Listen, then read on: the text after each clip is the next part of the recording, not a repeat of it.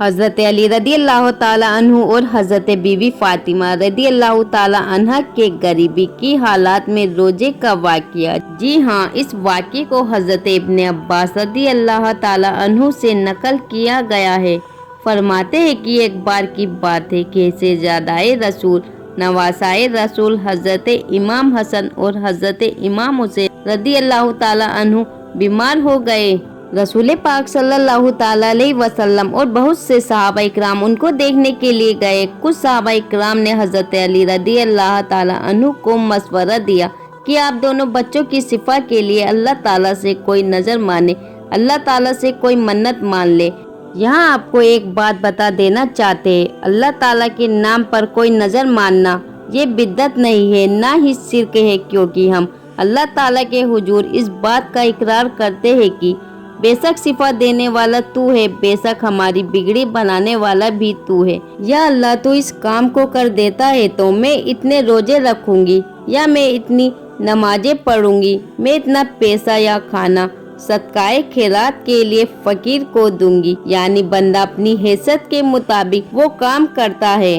اب یہاں پر حضور پاک صلی اللہ تعالیٰ علیہ وسلم کے صحابہ اکرام نے جب مشورہ دیا تو حضرت علی رضی اللہ تعالیٰ عنہ اور سیدنا فاطمہ زہرا رضی اللہ تعالیٰ عنہ جو کہ پہلے ہی بہت پریشان تھے تو انہوں نے یہ سوچ لیا کہ وہ روزے ضرور رکھیں گے۔ ان کی خادمہ فضا رضی اللہ تعالیٰ عنہ نے بھی ان کے ساتھ یہ نظر مانی کہ اللہ نے ان دونوں بچوں کو شفا عطا فرما دی اور اس بیماری سے نجات مل گئی، تو یہ سب شکرانے کے طور پر 3 دن کے روزے رکھیں گے۔ یہاں پر اہل بیت اکرام نے نظر مان لی تو اللہ تعالیٰ کیسے ان کی بات کو پوری نہ کرتا۔ وہ دونوں پیارے بچے شفا یاب، یعنی اللہ تعالیٰ نے ان کو تندرست کر دیا۔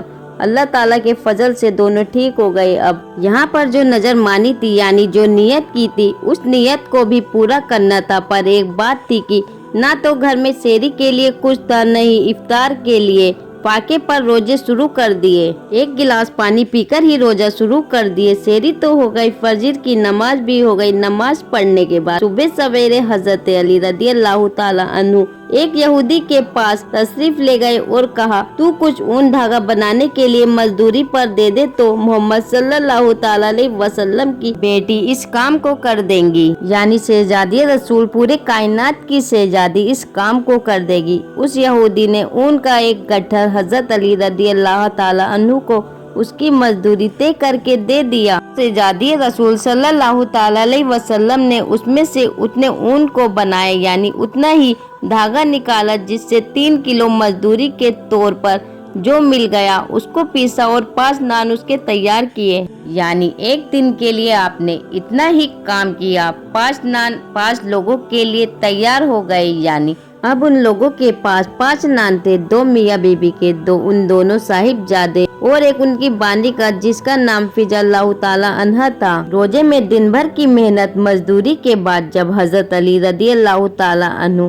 حضور اکرم صلی اللہ تعالیٰ علیہ وسلم کے ساتھ مغرب کی نماز پڑھ کر لوٹے اور کھانا کھانے کے لیے دسترخوان بچھایا گیا اور حضرت علی رضی اللہ تعالیٰ عنہ نے نان کا ٹکڑا توڑا ہی تھا کہ ایک فقیر نے آ کے دروازے سے آواز دی، اے محمد صلی اللہ تعالیٰ علیہ وسلم کے گھر والوں، اے اہل بیت اکرام، اے آل رسول صلی اللہ تعالیٰ علیہ وسلم، میں فقیر مسکین، مجھے کھانا دو، اللہ آپ کو جنت کے دسترخوان سے کھانا کھلائے گا۔ حضرت علی رضی اللہ تعالیٰ عنہ نے ہاتھ روک لیا۔ حضرت فاطمہ زہرا رضی اللہ تعالیٰ عنہ نے ان کی طرف دیکھا، وہ ان کی طرف دیکھ کر اشارے میں کہنے لگے، یعنی مشورہ مانگنے لگے کہ کیا کرے۔ انہوں نے فرمایا ضرور دیجیے۔ جب یہاں پر والدین یہ کام انجام دے رہے تھے تو پھر ہمارے نبی صلی اللہ تعالیٰ علیہ وسلم کے شہزادے، ان کے نواسے کیسے پیچھے رہتے جبکہ وہ خود بچے اور ابھی بیماری سے اٹھے ہی تھے۔ انہوں نے کہا ہماری بھی روٹیاں دے دو۔ جب 4 روٹیاں جا رہی تھی تو 5ویں خاتون کیسے پیچھے رہتی؟ بانی نے بھی اپنی روٹی دے دی، یعنی وہ سب روٹیاں اس فقیر مسکین کو دے دی گئی اور گھر والے سب کے سب بھوک کی حالت میں رہے۔ اسی حال میں دوسرے دن کا روزہ شروع کر دیا، یعنی پانی سے سحری کیا، پانی سے افطار ہوا۔ اب دوسرے دن فجر کی نماز کے بعد حضرت فاطمہ زہرا رضی اللہ تعالی عنہا نے باقی بچے ہوئے اون کو بنایا اور 3 کلو جو کا جو آٹا تھا اس کو لے کر پیسا اور اس کی روٹیاں پکائی۔ 5 روٹی پکی اور مغرب کی نماز کے بعد جب کھانے بیٹھے تو ایک یتیم نے دروازے سے سوال کیا اور اپنی تنہائی اور فاقے کا اظہار کیا۔ اے اہل بیت اکرام، حضرت محمد صلی اللہ تعالی علیہ وسلم کے گھر والوں، کیا اس فقیر ساحل کے لیے، اس یتیم کے کھانے کے لیے کچھ ہے؟ ان حضرات نے اس دن کی روٹیاں بھی اس کے حوالے کر دی، یعنی پہلے حضرت علی رضی اللہ تعالی عنہ نے روٹی دی، پھر سیدنا فاطمہ الزہرا رضی اللہ تعالی عنہ نے، پھر دونوں صاحبزادے نے اور پھر باندی نے، یعنی 5 کی 5 روٹیاں اس یتیم کے حوالے کر دی گئی اور خود پانی پی کر تیسرے دن کا روزہ شروع کر دیا۔ فجر کی نماز کے بعد حضرت فاطمہ الزہرا رضی اللہ تعالی عنہ نے باقی بچے ہوئے اون کو بنایا اور 3 کلو جو کا آٹا پیسا، روٹیاں پکائی اور 5 روٹیاں پکی۔ مغرب کی نماز کے بعد جب کھانے کو بیٹھے تو ایک قیدی نے آ کر آواز دی اور اپنی سخت حاجت پریشانی کا اظہار کیا، ہے کوئی محمد کے گھرانے والے جو مجھ جیسے قیدی کو روٹی دے دے؟ میں بھوکا ہوں، کئی دن سے میں نے کھانا نہیں کھایا۔ ان حضرات نے اس دن کی بھی روٹیاں اس کو دے دی، خود فاقے سے رہے، یعنی 3 دن انہوں نے پانی سے ہی روزہ کھولا۔ امام علی رضی اللہ تعالیٰ عنہ مغرب کی نماز کے بعد گھر واپس آتے، یعنی پانی سے ہی روزہ کھول چکے ہوتے حضور اکرم صلی اللہ تعالیٰ علیہ وسلم کے ساتھ، اور پھر گھر آ کر کھانے کے لیے جب بیٹھتے تو وہاں پر ساحل فقیر آ جاتا۔ پہلے دن ایک مسکین آیا، دوسرے دن یتیم آیا، تیسرے دن قیدی آیا، لیکن ان حضرات نے یہ نہیں سوچا کہ ہم اپنے لیے رکھ لے اور اس کو نہ دے۔ جب واسطہ دیا گیا، اے محمد کے گھرانے والوں، اے اہل بیت اکرام، آپ کے پاس سے کوئی بھی خالی نہیں لوٹا اور مجھے امید ہے کہ میں یہاں پر آیا ہوں اور خالی پیٹ یہاں سے نہیں جاؤں گا، تو پھر کیسے حلق سے ان کے نوالا اترتا۔ انہوں نے ساری کی ساری روٹیاں تینوں دن انہیں دے دی اور خود انہوں نے فاقہ کیا اور اپنی زبان سے شکوہ نہیں کیا کہ یہ اللہ تو نے ہمیں بھوکا رکھا، یا اللہ یہ تو نے کیا گجب کر دیا، استغفر اللہ، نعوذ باللہ، بلکہ اسی فاقے کی حالت میں عبادت بھی کرتے رہے، تلاوت قرآن پاک بھی کرتے رہے، لیکن اف تک نہیں کیا۔ چوتھے دن صبح تو روزہ نہیں تھا، لیکن کھانے کو گھر میں کچھ بھی نہیں تھا، اون بھی ختم ہو چکا تھا۔ اب کیا کرتے؟ حضرت علی رضی اللہ تعالیٰ عنہ دونوں صاحبزادے کو گود میں لے کر حضور اکرم صلی اللہ تعالیٰ علیہ وسلم کی خدمت میں حاضر ہوئے۔ بھوک اور کمزوری کی وجہ سے چلنا بھی مشکل ہو رہا تھا، تو حضور پاک صلی اللہ تعالیٰ علیہ وسلم نے دیکھا بھوک کی شدت سے تینوں باپ بیٹوں کا برا حال ہے، یعنی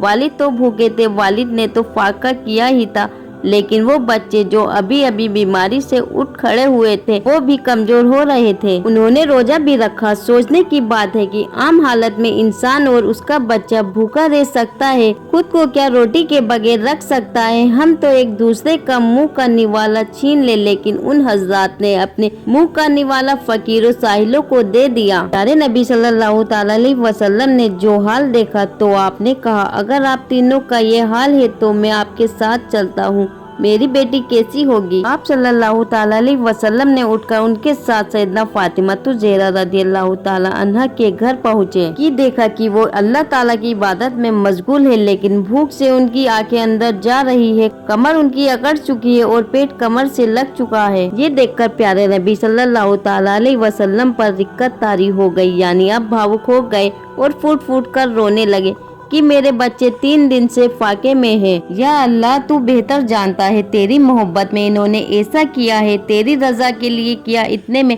جبریل امین علیہ السلام حاضر ہوئے اور انہوں نے کہا کہ لیجئے، اللہ تعالیٰ نے آپ کے اہل بیت کے معاملے میں آپ کو مبارکباد دی ہے۔ حضور صلی اللہ تعالیٰ علیہ وسلم نے فرمایا، وہ کیا ہیں؟ انہوں نے جواب میں پوری سورت آپ کو پڑھ کر سنائی۔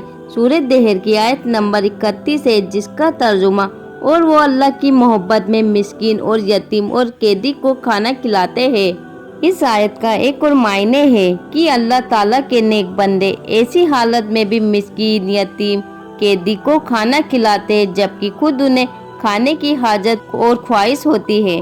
اور دوسرے معنی یہ ہے کہ اللہ تعالیٰ کے نیک بندے مسکین، یتیم اور قیدی کو اللہ تعالیٰ کی محبت میں اور اس کی رضا اور اس کی خوشی حاصل کرنے کے لیے کھانا کھلاتے ہیں۔ یہ ہے وہ سید النساء کی جن کی طبیعت میں حسنین کریمین ہے، جن کے ساتھ ان کے شوہر ہے، جن کے ساتھ ان کی کنیز ہے، اور ہر کوئی اللہ کی محبت میں خود کو قربان کیے جا رہا ہے۔ حضور نبی کریم صلی اللہ تعالی علیہ وسلم نے ارشاد فرمایا، اللہ تعالیٰ کی حمد و ثنا اور وجہ نصیحت کی بات کہ اے لوگوں، میں تو بس ایک بشر ہوں، یعنی عبد البشر۔ ان قریب میرے رب کا پیغام لانے والا فرشتہ میرے پاس آئے گا اور اسے لبیک کہوں گا، میں تم میں دو عظیم یعنی بڑی چیزیں چھوڑے جا رہا ہوں۔